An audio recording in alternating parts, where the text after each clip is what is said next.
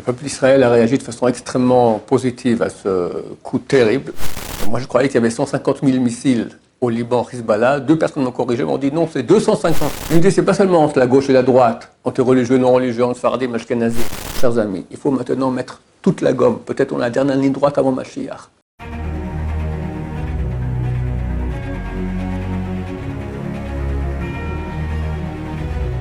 Ce shiur dédié pour la Refoua Shema, la guérison complète et rapide de Chaim Yitzhak Jackie Benla Bezrat Hashem. Tov, on est 2 semaines après, 2 semaines et 1 jour après le terrible malheur qu'il y a eu ici près de la bande de Gaza. Et Baruch Hashem. Le peuple d'Israël a réagi de façon extrêmement positive à ce coup terrible. Il y a eu beaucoup de miracles. Parallèlement à tout le malheur qu'il y a eu, mais en même temps aussi beaucoup de miracles. Et un réveil du peuple juif dans la tchouva, des milliers qui reviennent à la Torah, des milliers. Et surtout, plus important que tout, une ardoute, une très grande unité dans le peuple juif. C'est fini, il n'y a plus de division, plus de... un grand amour, une union extraordinaire. Et ça vaut des millions de milliards. C'est écrit qu'à l'époque du roi David, les armées du roi David partaient en guerre et perdaient la guerre. Alors c'était tous des tzadikim. Et à l'époque de Achav, le roi Achav, c'est le pire des rois qu'on a eu peut-être. C'était terrible. Un assassin, idolâtre, tout ce qu'on peut imaginer. Et ils partaient en guerre et gagnaient. Comment ça se fait? Parce qu'ils étaient unis. Donc l'union, c'est quelque chose que Dieu aime beaucoup. Et si le temple est détruit depuis bientôt 2000 ans, c'est parce qu'il y a une désunion. Et là, Baruch Hashem. Il y a El Tchouva et l'union, je crois qu'on peut dire à Dieu, voilà, c'est bon, tu peux nous Mashiach, Bezrat Hashem, mais il faut continuer. Et je pense qu'on a déjà eu un grand cadeau d'Hachem, 2 grands cadeaux d'Hachem. Le premier, il semblerait, je ne suis pas dans les sphères politiques, mais il semblerait qu'il n'y aura pas d'attaque sur Gaza. Et c'est très bien. Pourquoi? Parce que Gaza, c'est un vrai guêpier. Il y a plus de presque 2 millions d'habitants là-bas. On peut dire une bonne moitié sont tous des terroristes potentiels ou virtuels déjà, ou actifs, d'accord?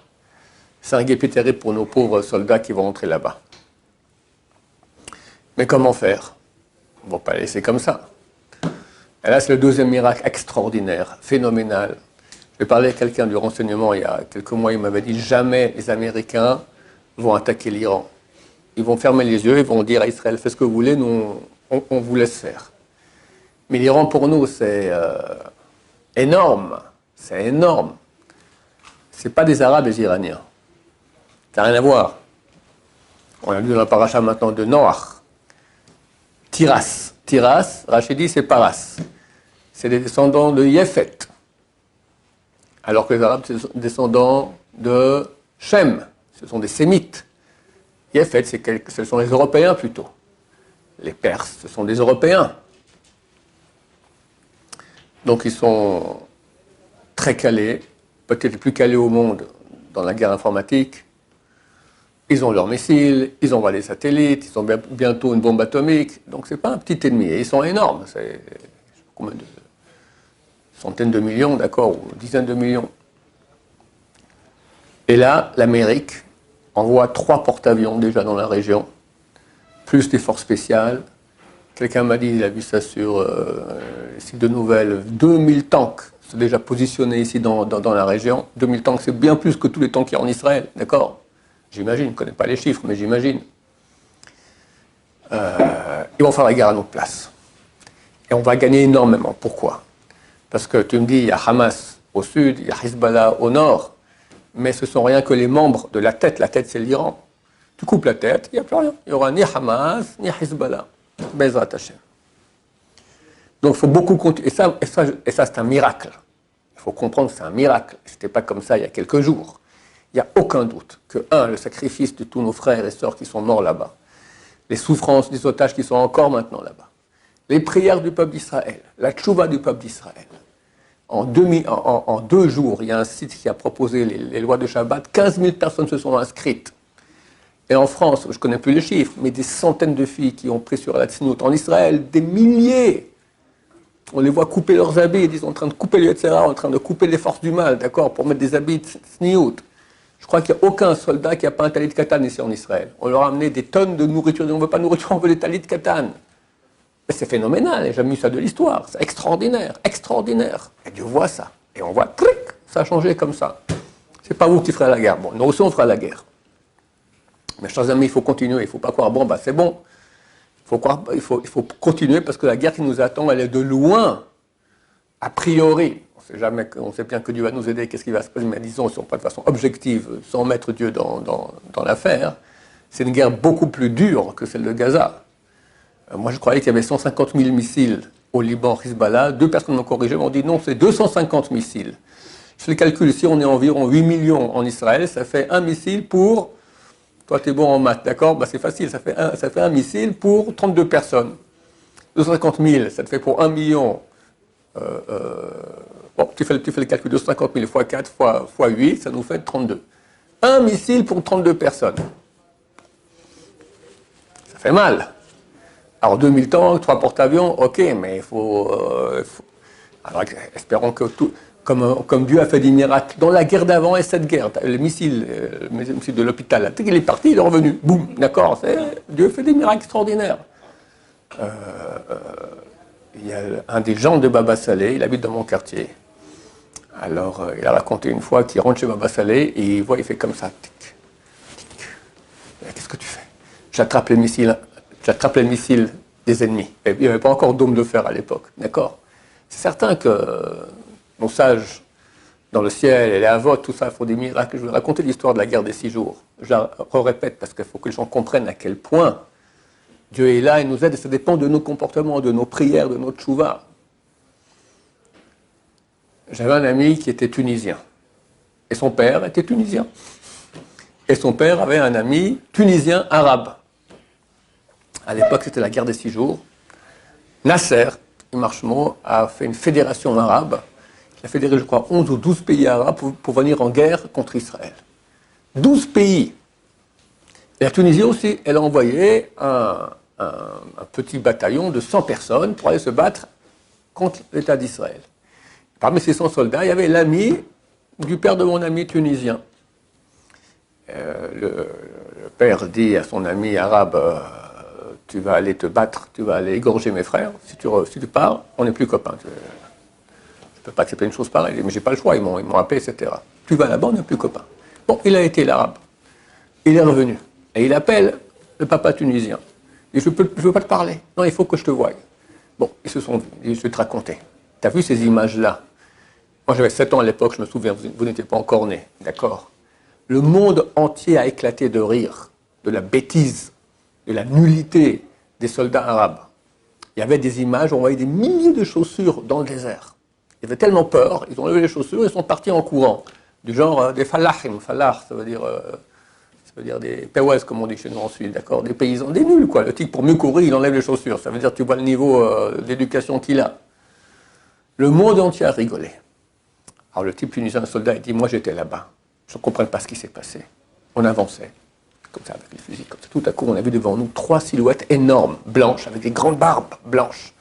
Ils faisaient comme ça, et donc ils faisaient comme ça. Et de leurs mains sortaient des flèches de feu comme ça. Toute la première ligne des soldats par terre morts. On continue, de nouveau, ils font comme ça. Deuxième ligne des soldats, tous morts. On a vu ça, on avait les chaussures, on est parti en cours. Donc c'est clair que les Avot, Avraham, Yitzhak et Yaakov, ils sont là, mais c'est marqué, nous ose et l'Elohim, donner de la force à Dieu. Dieu, il veut qu'on gagne, mais il y a la règle du jeu, il faut qu'il y ait des mérites. Donner de la force, c'est nos mérites. D'ailleurs, ose, la force, c'est étude de Torah. On a mis sur place d'ailleurs un programme d'études de Torah pour tous ceux qui veulent, d'accord? Le Rabbi Shon va donner ce cours-là tous les jours à midi ici, midi heure israélienne, 11h heure française, pour tous ceux qui veulent. Donc l'étude de Torah, c'est certainement un des très grands critères de la victoire, comme c'est écrit. Traité Makot, page 10. Amdot ayu ragalim b'sharach Yerushalayim. Nos pieds étaient debout dans tes portails de Jérusalem. Je me pose la question, pourquoi est-ce que nos pieds doivent être debout dans les portails de Jérusalem? Elle dit non, c'est les pieds de nos soldats se tenaient debout sur le front. Parce que si tu tombes, t'es mort. D'accord? À l'époque, ils se battaient à l'épée. D'accord? Se tenaient debout sur le front grâce au portail de Jérusalem dans lequel on étudiait la Torah. ici. D'accord, les Yeshiva, on est à Jérusalem, Baruch Hashem. Cette Torah-là, elle a une faculté de protection énorme. Et dans le monde entier. Dans le monde entier, l'étude de Torah. Et les prières, ne pas arrêter. On a vu durant ces attentats terribles de Simchat Torah que le monde religieux a été moins touché. Il y en a qui ont été touchés en plein. C'est-à-dire que le pauvre Ofakim, on a tiré une balle dans la tête. Mais il y a Tifrach. À Tifrach, c'est une yeshiva très connue du Rav Aviezer Pils. D'accord, ils sont 1200 élèves là-bas. Et dans les yeshivot en Israël, c'est les vacances pendant cette période-là. Mais Simchat Torah, tout le monde vient à la yeshiva pour faire la fête. Et c'est 1200 en train de faire la fête. Et ils voient les voitures des terroristes en train de passer. Ils vont voir le Rosh Yeshiva, lui dire, ne vous en faites pas, ici personne ne rentrera. Et ils sont habitués, ils sont très proches de Gaza, il y a les missiles qui tombent sans cesse, ils continuent à étudier sans cesse. Hier j'ai entendu un rabbin, je ne dis pas quoi faire au niveau de la halakha, mais beaucoup ont dit, tant que tu étudies, tu es intouchable. Je me souviens à l'époque, il y avait une autre guerre, les grandes générations ont dit, tous les élèves de l'étranger qui veulent revenir ici étudier à la yeshiva, je garantis que rien ne leur arrivera. D'accord, c'est certain qu'il y a une... Donc je dis bien, ce n'est pas tous les cas, il y a des pauvres religieux qui ont été, oui, touchés, etc. Mais c'est certain que Dieu veut qu'on étudie sa Torah, qu'on la pratique, qu'on prie, et ça aide. À 100%, certainement pas, parce que là, il y a des péchés. Mais ça aide énormément. Et aujourd'hui, qu'on a vu déjà qu'on est sauvé du guêpier, j'espère qu'il n'y aura pas d'attaque à Gaza, et que les Américains viennent faire la guerre contre l'Iran, mais c'est extraordinaire. Et normalement, j'espère que ça va aller très vite. Et Mashiach viendra, c'est marqué, lorsque l'Iran tombe, Mashiach vient, Bezrat Hashem. Donc c'est très très proche avec l'aide de Dieu. Il y a un ancien élève de l'Yeshiva qui a tout quitté. Et lui, il s'occupait d'amener des gens, il prenait des photos, photographe. Et des gens sont allés voir un des grands de la Torah. Et en sortant, le grand Torah l'appelle, lui dit, dis-moi, tu es Shomer Shabbat? Il dit non. Prends sur toi des Shomer Shabbat, 2 Shabbatot. Il a accepté. Le deuxième Shabbat tombait Simchat Torah. De tous ses copains qui partaient à la grande fête là-bas, il a dit, ce Shabbat, je fais pas Shabbat, mais je remplace par le Shabbat d'après. Sa mère lui dit, mais jamais de la vie, mon cher ami. Tu as pris 2 Shabbats, c'est 2 Shabbats, c'est l'un après le. Mais tu restes ici, tu pars pas. Bon, il est resté, il est sauvé grâce au Shabbat. Combien de personnes ont été sauvées? On vient de me raconter maintenant qu'ici, il y avait quelqu'un qui a fait le soir de Simchat Torah, il a offert à manger, etc. On faisait de la fête, etc. Puis il y a eu une histoire à la synagogue, il n'était pas content, il est parti en claquant la porte, etc. Et il est arrivé furieux à la maison. Et sa famille lui a dit, sois mon chel, pardonne. C'est marqué que lorsque tu pardonnes, on te pardonne à toi. D'accord? C'est la chose la plus grande qu'on puisse faire pour être jugé favorablement par Hachem, c'est nous aussi qu'on va juger favorablement notre prochain, bien qu'il a péché contre nous. On excuse. Alors comme ça, Dieu aussi, quand on a péché contre lui, il excuse aussi. Enfin, dire, ok, c'est bon, je pardonne tout. Sa fille était partie à la fête là-bas. Au milieu de la nuit, elle se sent mal, elle est revenue à 2h du matin, en plein Shabbat. Normalement, elle était sauvée, Baruch Hashem. Donc on voit que c'est clair, chers amis, il faut maintenant mettre toute la gomme. Peut-être on a la dernière ligne droite avant Mashiach. Continuer les prières, continuer la tchouva, continuer tout ce qu'on peut faire, tout azimut, études de Torah, etc. Essayer de parler aux gens. J'ai fait un cours, je vais répéter ce que j'ai dit dans le cours sur la paracha que je fais jeudi. La Gemara raconte, il existe un type d'animal qu'on appelle le rehem. C'est comme un dinosaure, énorme, grand comme une colline. D'accord? Quand le roi David s'est assis une fois sur un rehem, il ne savait pas. C'est une colline, il s'est mis à bouger, il a eu peur. On a compris qu'il était assis sur un dinosaure. La Gemara pose la question, comment il a fait Noach? Il devait prendre le couple de tous les animaux. Comment il a fait pour mettre 2 rehem dans la Teva, dans l'arche de Noé? Ça ne peut pas rentrer. Le rehem donne un petit coup de cou comme ça, l'arche elle pète, d'accord? Alors Agmara donne deux solutions. Un, il a pris des bébés rehem, chacun grand comme un mammouth déjà, c'est un bébé. Deuxième solution, les 2 rehem ont mis leur museau dans l'arche. Question se pose, tu mets le museau dans l'arche, mais le corps est à l'extérieur. Eh bien on voit que même le museau dans l'arche, t'es sauvé. On a conseillé à tous, quelqu'un ne peut pas faire tchouva, il ne peut pas arriver à tout faire, mais qui commence, qui fait un maximum, qui met au moins le museau dedans, qui l'appelle Dieu, qui dit Shema Israël. Et c'est certain qu'il sera sauvé, Bezrat Hashem. Il y aura un changement catégorique. Tout va changer. En tout cas, dans l'État, le monde entier va changer, mais l'État d'Israël ne sera plus le même, c'est fini. Ce ne sera plus les mêmes dirigeants, ce sera plus la même chose. Tout va changer parce que ça deviendra le pays de Dieu. Avec Mashiach, maintenant, nous, on doit être prêts à ça. Ça se peut aller très très vite.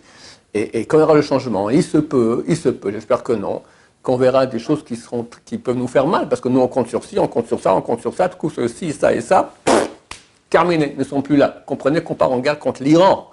C'est pas facile du tout. L'Iran a envoyé la semaine passée un message en hébreu aux Israéliens, Nigmar Azman, le temps est fini, alors, vous êtes morts. En hébreu ils ont envoyé ça. À faire les poumailles, sable dans leur bouche, comme ça écrit les sages de Chazal, les sages d'Israël contre les ennemis. Tout ce qu'eux disent, c'est vrai, le temps est fini. Leur temps est fini, Bezrat Hashem. Il y a deux peuples à propos desquels c'est écrit Réchit. Réchit Goïm.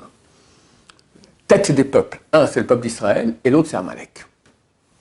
Et Bilham, le plus grand prophète Goï dans ses prophéties, il dit Réchit Goïm Amalek. Tête des peuples et Amalek. Bachayito Ade Oved, à la fin, mort. Il disparaît. Et nous pas. Et je pense, j'espère, je renvoie le message à l'Iran, voilà, votre temps est fini, Bezrat Hashem, très très bientôt. Bezrat Hashem.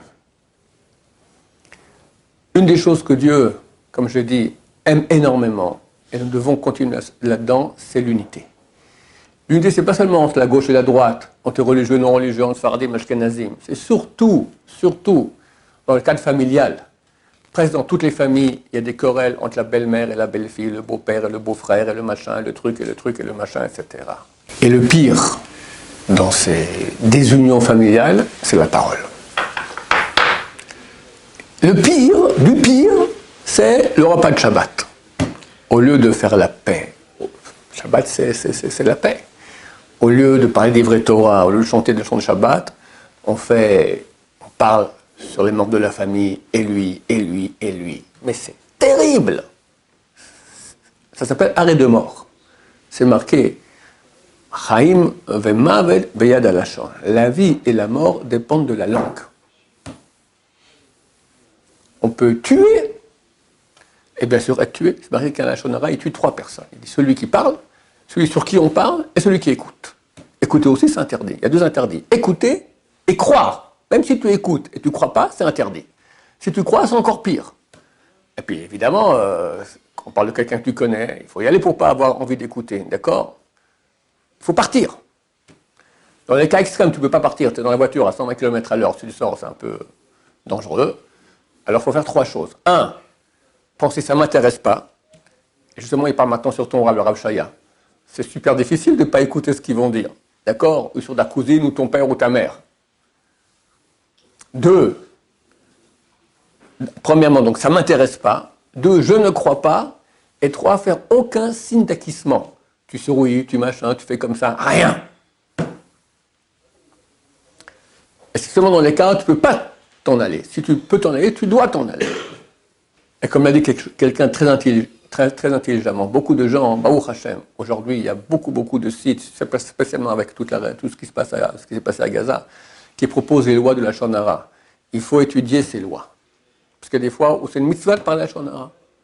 Des fois, c'est permis, c'est pas une mitzvah. Des fois, c'est interdit, il faut savoir qui, quoi, quand. D'accord? Sur qui on peut pas. C'est pas comme ça, on parle pas en mal sur les gens. Il y a des lois très strictes. Chafetz Chaim a écrit, Chafetz Chaim, c'est l'auteur de Mishnah Berurah, d'accord? C'est le plus grand rabbin ashkénaze du début du siècle passé. Décembre 1933. On l'appelait le Chafetz Chaim. Au nom, parce que son vrai nom, c'est Rav Israël Meir. On l'appelle Chafetz Chaim, le nom de son livre qui s'appelle Chafetz Chaim, qui est un livre entier sur les lois de langage. S'il a écrit un livre entier, ça veut dire qu'il y a des lois. On n'écrit pas un livre entier sur rien. Donc il y a des lois. Ce sont des lois difficiles. Baruch Hashem. Il y a des livres qui ont écrit des raccourcis en hébreu, en français, en anglais, en toutes les langues. Il y a des cours là-dessus, partout sur Internet. Inscrivez-vous, étudiez ces choses-là, commencez à pratiquer. Si on étudie, même si on sait, il faut revoir, étudier ces lois-là, parce que c'est tellement facile. La Gemara dit que Dieu a mis 2 barrières. Il a mis les dents et les lèvres. Il ne faut pas qu'on parle Lachon Hara. Mais moi, je vous dis, ces 2 barrières-là, pic, comme ça, on les défonce. Et tu fais un des interdits les plus graves de toute la Torah. Surtout dans la conjoncture actuelle, d'accord, où Dieu veut la paix et veut l'amour. Qu'est-ce que tu parles mal sur ton prochain? C'est terrible ce que ça fait. C'est écrit qu'on parle mal sur son prochain. Le serpent commence à parler mal sur le peuple d'Israël. Le serpent, c'est les forces du mal, c'est l'Iran, c'est tous nos ennemis, d'accord, c'est Hamas. Il parle mal sur le peuple d'Israël, dans le ciel, à Dieu. Et Dieu, il entend, d'accord? Il dit, tais-toi. Quoi, tais-toi? Regarde, eux-mêmes, ils parlent l'un sur l'autre. Dieu dit, ouais, t'as raison. Dieu, t'as raison. Il dit au serpent, t'as raison. C'est terrible. L'homme, il est appelé Ruach Memalela, un souffle parlant. On est le seul être parlant de toute la réalité. Attends, notre organe le plus sain, c'est la bouche. Avec ça, on étudie la Torah. Avec ça, on lit Télim. Avec ça, on prie. Si maintenant tu vas salir ta bouche, ben, elle ne vaut plus rien. C'est comme un chirurgien qui vient maintenant opérer avec une fourchette, d'accord? Le pauvre patient, il a peu de chance de s'en sortir. Par contre, si tu as une bouche qui est propre, c'est un scalpel, c'est un laser, d'accord? Tu pries à Dieu, Dieu il écoute. Dieu il écoute. Parce que ta bouche elle est propre. Alors faisons tchouva sur cela. Et faisons le contraire. Le verset que j'ai dit auparavant, qu'est-ce qu'il dit? Il dit Chaim vemavet beyad alashon. Vie et mort dépendent de la langue. Mort, on a expliqué. Mais vie aussi. Combien on peut faire de bien avec la bouche? Tu dis un compliment à ton ami. La fameuse belle-mère insupportable. Madame, vous êtes une femme exceptionnelle. Mais vous rigolez? Non, non, vraiment, j'ai beaucoup réfléchi. Je vous adore, quelqu'un de très très bien. C'est une révolution ce que tu as fait. La vérité, elle est affreuse, d'accord? Et tu ne supportes pas. Mais tu as fait cet acte-là. Tu sais combien de sainteté t'amène dans le monde? Tu sais combien? Qu'est-ce que ça fait pour le peuple d'Israël? Mais c'est phénoménal, phénoménal. Quelqu'un, il veut sauver un Israël, qu'il fasse ça sans cesse. Tous les gens qu'il hait et qui le haïssent, qu'il aille leur dire des compliments, des mots d'estime, tout ça à faire la paix. Mais il sera aux premières loges quand Machar il arrivera. Vie et mort, c'est dans les mains de la langue. La vie aussi. Comment tu peux faire de mots dans le cadre du couple? Comment tu peux faire, un conjoint peut faire à son conjoint des mots d'estime, des mots d'amour, des mots de gentillesse, à ses enfants, sans cesse, autour de soi? C'est facile. C'est tellement facile. Les hommes recherchent le kavod. Alors, quand ils disent un mot de kavod sur quelqu'un, l'honneur, d'accord, quand ils disent un nom, quelque chose d'honorifique sur quelqu'un, ils ont l'impression qu'on leur a volé quelque chose, du genre, t'es plus que moi. C'est idiot.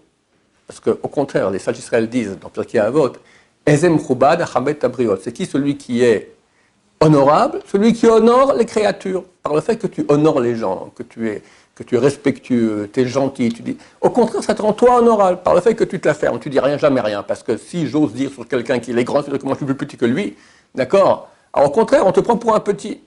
Tu veux être grand? Allez, très bien, tu es malade. Mais beaucoup de gens veulent être grands, d'accord? Tu veux être grand vraiment? Dis que les gens sont grands autour de toi, vas-y, tu mitrailles de compliments, tu mitrailles de mots d'estime, tu mitrailles de gentillesse, tu mitrailles. Tu seras aimé. Peut-être ta maladie de vouloir grand, elle disparaîtra. Et Dieu va t'aimer. Et tu es le peuple d'Israël.